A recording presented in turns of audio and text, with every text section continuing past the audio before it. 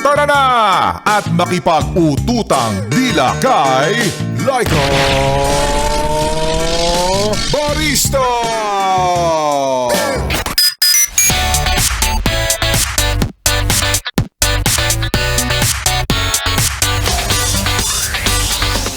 Kaway-kaway para sa Yes Friend na ngayong araw po ng Martes ay napapatanong lang naman.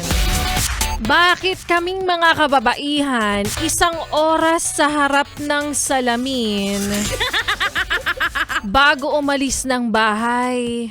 Pero isang scene mo lang nakaimbento na kami ng mga senaryo sa utak namin. Sa madaling salita, bakit ang bilis-bilis namin maghinala? Well, yes, friend, normal lang naman yon kasi kami mga babae, detail-oriented kami. Charot. Kasi naman kayo mga kalalakihan. Eto totoo lang naman to ha. Parang tamad na tamad kayong makipagrelasyon. Ano yon kapag tinanong ko, nasaan ka? Ang sagot mo, dito. Sinong kasama mo? Mga tropa. Anong ginagawa nyo? Wala. Diba? Ano ka? Ini-interview yung suspect sa barangay. Tapos kapag nagtanong pa ulit kami, ang sasabihin mo, ang kulit mo naman, wala lang yun. Malamang. Kasi naman yung sagot mo kasi parang hinihingi kong tissue sa karinderya, napaka-konti, napakatipid, B. At wag nyo kaming sisisihin kung mabilis kaming maghinala.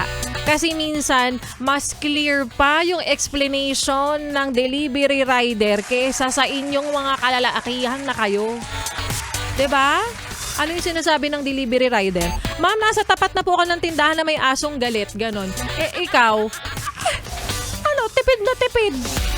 Kaya yung mga lalaking yan, kinakausap ko rito yung mga kababaihan ha. Kung ayaw nyo kasi ng away, ayusin nyo pong sumagot. Kasi tandaan nyo, hindi kami praning. Pinapraning nyo lang talaga kami. Amen? May nag-message dito. Uy, true to life story ba yan? Hindi, I'm just being emphatic. Ano daw? Sarap. Maayong hapon para sa mga maot at gwapa na Yes Friend natin. Kasama nyo na nga kapiling, kachismisan, kakwentuhan at kaututang dila. Yes, totoo. Hindi ka nagugulumihanan. Hindi ka rin naalimpungatan. DJ Laika Barista na Yes Friend ang iyong napapakinggan. 3 p.m. to 6 p.m. dito sa iyong solid na paboritong kabanding ang 101.1. Yes! FM. Dapat madiin para matandaan mo, P. At para sa iyo, Yes Friend ko na mukhang pera, diba? Bakit ba naman natin papaligoy-liguyin pa? Alam naman natin na lahat tayo nakikinig, lahat tayo ay nabubuhay sa mundong ibabaw, kundi para kumita ng pera, gumastos, kumita ulit ng pera. Sa madaling salita, lahat tayo ay mga mukhang pera. Bakit? May aalma? Aalma ka kung hindi sasabihin sa'yo mukha kang pera pero bibigyan ka 100,000. Tanggapin mo na. Para sa mga nag-aabang dyan ng himala ng biyaya, eto na nga mga B. Very pang chismis ha. Oras na para mamigay tayo ng 500 piso na hatid po sa atin ng Pride Detergent by ACS. Pera, pera! Pera, pera lang yan! ACS. Pera, pera! Pera, pera lang yan! ACS. Same but different question lang ito, B. Alam mo na, dahil ito mga nagdaang araw, marami na ang nagkamit ng 500 piso. Ang dami na pong nanalo. Sila ay mga buhay na patotoo na ang Yes FM ay namimigay hindi lang isa, hindi lang dalawa, hindi lang tatlo, hindi lang rin 4 dahil Yes Friend, namimigay din kami ng merchandise, namimigay kami ng grocery, namimigay kami ng DJ. Kung pwede nga DJ na lang din ipamigay namin para lang din gawin nyo kaming number 1. Why not? Mauna si Martian. Namimiss na rin siguro ako nito ni Martian. Minsan nasarap niyang kabardagulan din talaga. Anyways, para sa Yes Friend, ito na ang ating like katanungan for today na. Sa Pride Detergent, walang stress. Sa iyong laundry, ano naman ang tawag sa taong wala na raw pera pero may pambili ng overpriced coffee? Is it A, mapagpanggap, B, magastos, Or C, marupok? Alam mo na yan, yes friend?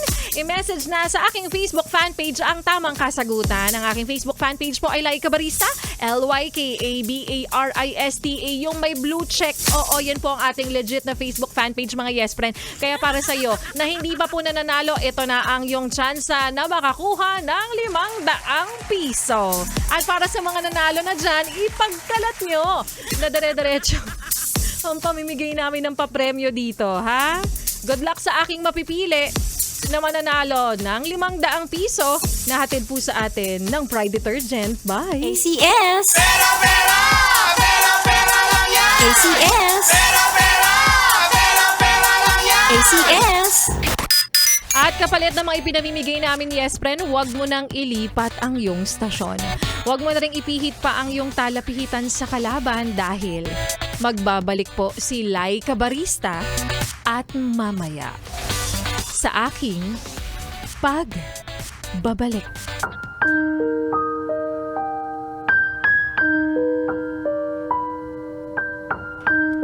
Hindi naman kita masisisi kung wala ka ng tiwala sa lahat ng nakikilala mo.